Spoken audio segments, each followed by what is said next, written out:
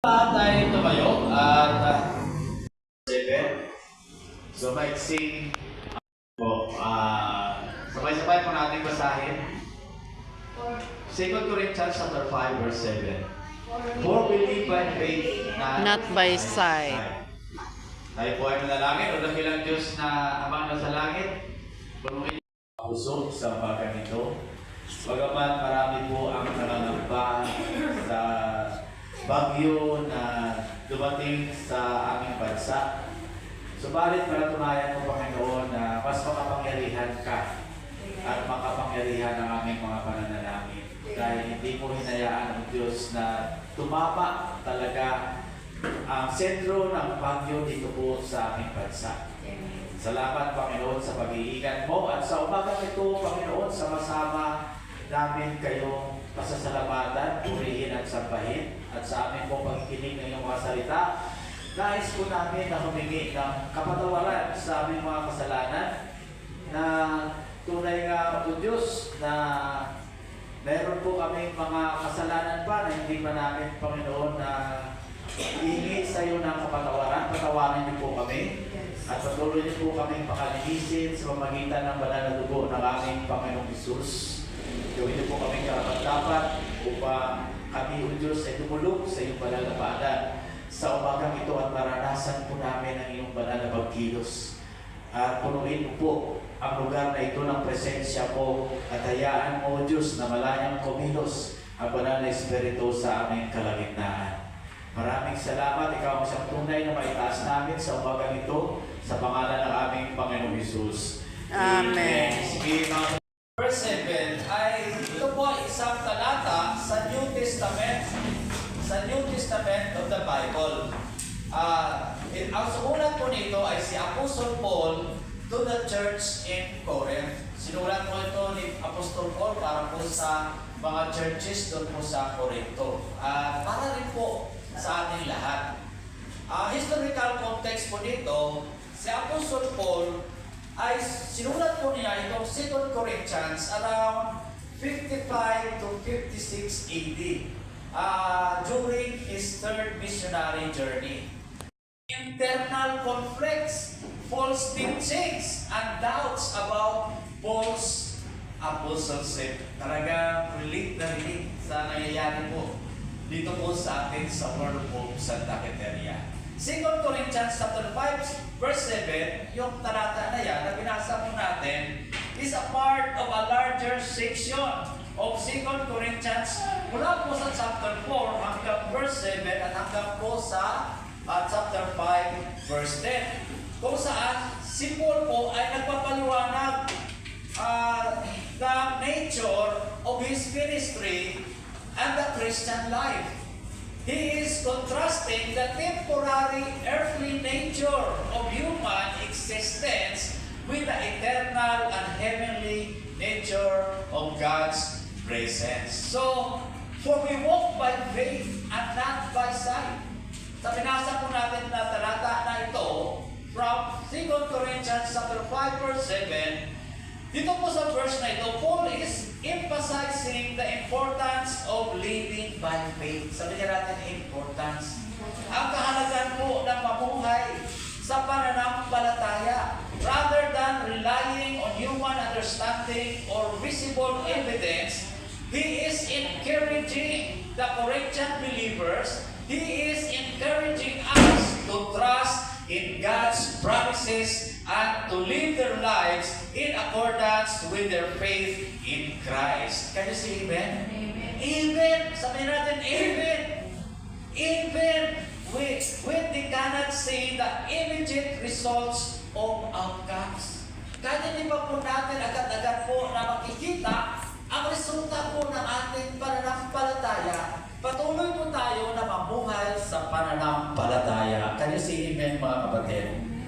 So, ang interpretation po ng verse na ito, Paul is highlighting the distinction between living by faith and living by sight. He is encouraging believers to trust in God's promises and to live their lives in accordance with their faith in Jesus Christ, even when they cannot see the immediate results or outcomes. This verse has been a source of comfort and inspiration para po sa ating mga Kristiyano throughout history, reminding us to trust in God's sovereignty and to live by faith. Sabi niya natin, live by faith. Live by faith rather than relying on human understanding or visible evidence. Kaysa magtiwala po tayo sa ating mga sarili, kaunawaan, karunungan, at sa ating mga kakayahan, ay patuloy lang po tayo na magtiwala sa kakayahan at kapangyarihan ng ating Panginoong Diyos. Palapakan po natin ang Panginoon. So, ang palapakan po ng design po para sa bawat isa po sa atin, mula po sa salita ng ating Panginoong Diyos plan, living by faith. Sabihin niya natin ulit, living by faith. So, mga kapatid, sa Panginoon, bilang mga mananampalataya, we are called to live by faith. Tinawag po tayo ng ating Panginoong Diyos para mabuhay po sa pananampalataya. Hindi po sa mga nakikita po natin, not by sight. This means that we trust in God's plan. Patiwala po tayo lagi po sa plano ng ating Panginoong Diyos at sa Kanyang mga pangako. Kahit po na hindi pa natin nakikita yung outcome ng ating pananampalataya o yung resulta ng ating mga pananampalataya natin or sa mga sirkumstansya na nararanasan po natin sa ating mga buhay. So ano po ang ibig sabihin dito? Pag sinabi po natin to live by faith, what does it mean to live by faith? Living by faith means trusting God's character. Pagtiwala po tayo sa kung sino po ang ating Panginoong Diyos. Kayo si Amen? Kilala niyo ba? Kilala niyo ba ang ating Panginoong Diyos? Siyempre kilala po natin kung tayo po ay mga tunay na Kristiyano. Kilala po natin ang ating Diyos po ay makapangyarihan. Ang ating Diyos po ay mapagmahal. Ang ating Diyos po ay mahabagin. Ang ating Diyos po ay mabuti. Ang ating Diyos ay buhay. Kayo si Amen? Amen. Hallelujah! Trust in God's character and His Word. It means believing that is who He says He is. Kung ano yung sinabi niya sa kanyang mga salita, kung sino siya, siya talaga yun. Sabihin mo, siya talaga yun. And that He will do what He says He will do. Kung ano po ang sinasabi niya na gagawin niya sa buhay mo, gagawin niya talaga yun. Sabihin mo, gagawin niya talaga yun. It means surrendering our lives to Him. Sabihin niya natin, surrender. Surrendering our lives to Him and trusting that He has plan and purpose for us. Palapakan po natin ang Panginoon. Lagi po, plano po at layunin ang ating Panginoon Diyos sa bawat isa po sa atin. Ano man ang sasabihin ng ibang tao, ano man ang tingin sa atin ng ibang tao, alam na alam ng Panginoong Diyos kung sino po tayo. Amen ba mga kapatid? Kaya kung may nararanasan po tayo ng mga pag-uusig at mga paratang at ano-ano pa mga bagay na sinasabi laban po sa atin, manatili po tayo maging matatag sa ating pananampalataya dahil alam natin na kilala tayo ng ating Panginoong Diyos. Can you see Amen? Sabi nga ng Sister Ned, isumbong mo lang kay Lord. Amen? Isumbong mo lang kay Lord. Si Lord lang ang sumbungan po natin, hindi po ang mga ibang tao at ang opinion ng ibang tao. Tanging kay Lord lang po tayo magtitiwala. Can you see Amen? Una, the benefits of living by faith. Ano ba ang benepisyo pag tayo po ay patuloy na mamuhay sa ating pananampalataya? When we live by faith, we experience peace. Amen? Kahit gaano katindi yung mga pagsubok. Sabi ni Mrs., tuwala mo lang yung mga pagsubok namin sa oras na ito. Pero meron po kami kapayapaan. Meron akong kapayapaan si Sister Grace. Dahil kami po ay nanampalataya sa ating Panginoong Diyos. Kami ay naniwala na kilala kami ni Lord. Eh wala kaming pakialam kung sinasabi ng ibang tao sa amin na talagang inisisip nila. Meron kang joy. Sabihin mo joy. Hindi mawawala yung kagalakan sa puso ko. At meron kang pag-asa.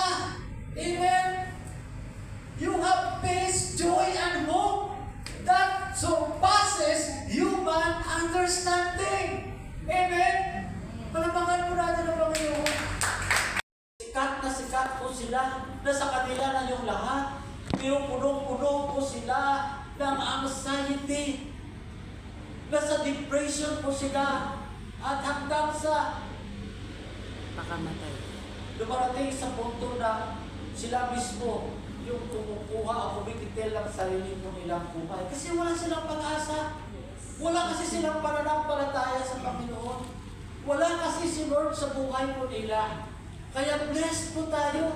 Kahit na gaano pa kalakas yung mga bagyo na darating sa bansa po natin, kahit gaano pa kalakas ang mga storms of life na atin po ma-experience sa ating mga buhay, hindi po tayo batitinag. Kayo si Amen, mga kapatid.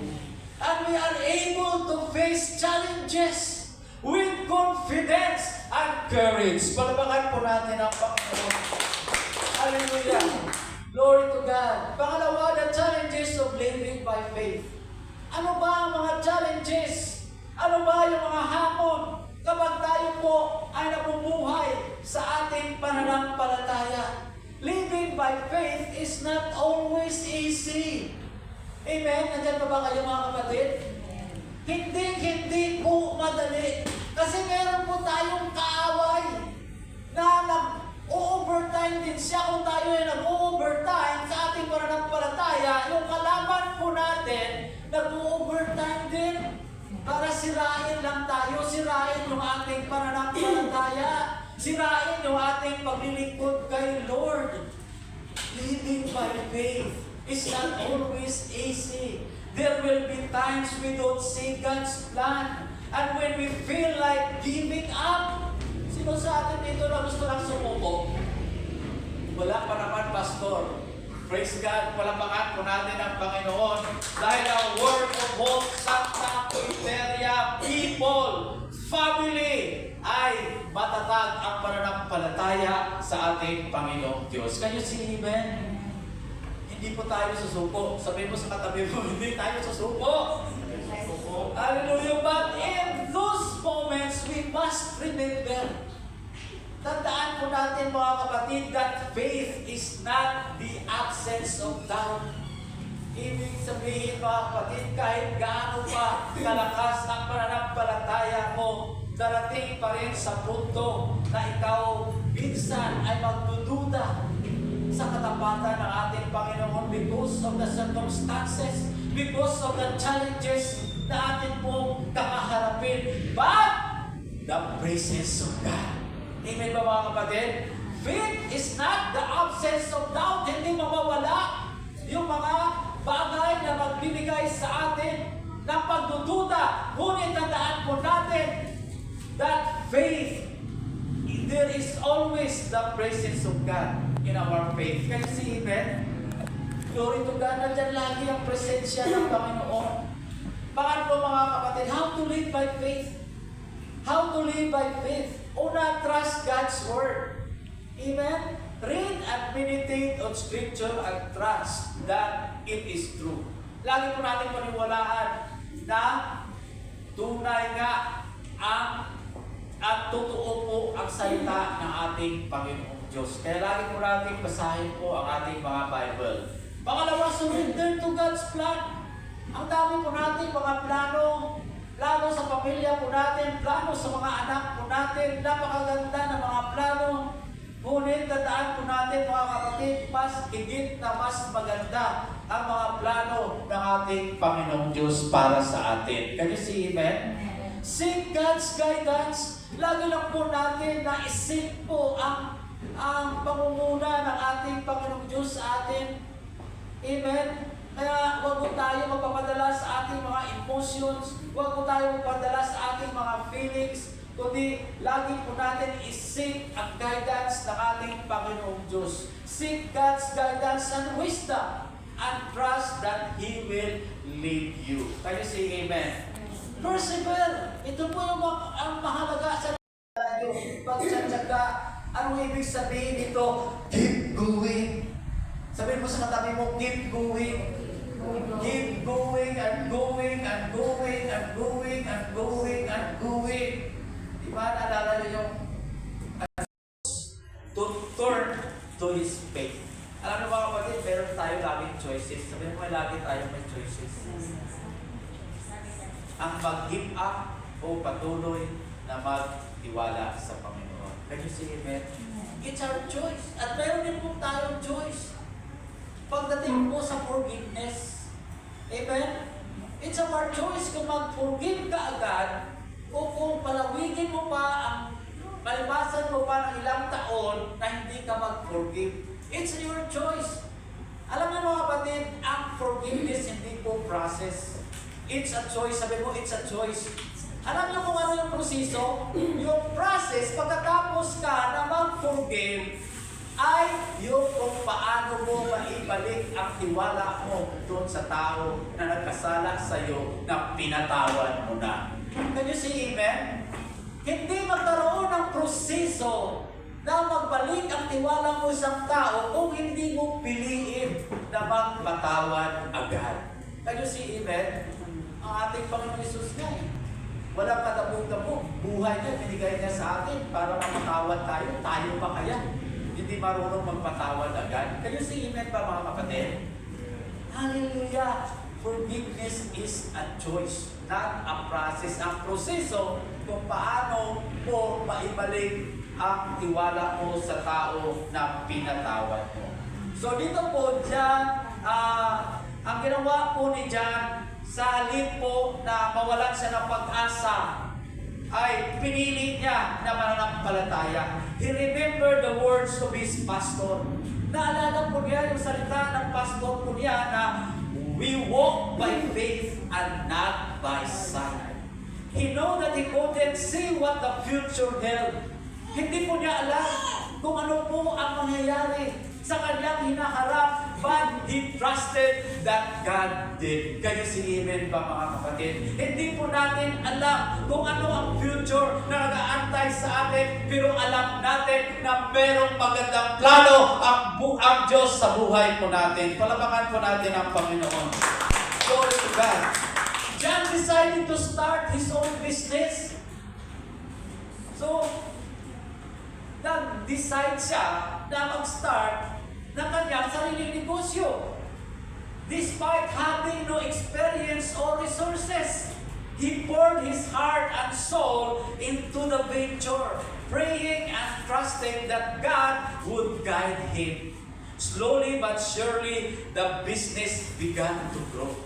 Siguro nag-umpisa lang po siya sa pagtitinda ng kikya, pagtitinda ng balot, pagtitinda ng ano ba yung tusok-tusok, fishbowl, parang nalala ko si nanay, sister ni, pagtitinda ng barbecue, tinatinan mo yung puta ang tindahan ng sister ni. Hindi mo akalain na yung nagtitinda ng top cleaning, nagtitinda ng barbecue dati, nakapagpatayo na ng kanyang bahay sa kanilang lugar sa probinsya. Amen? Malapakan po natin ang Panginoon.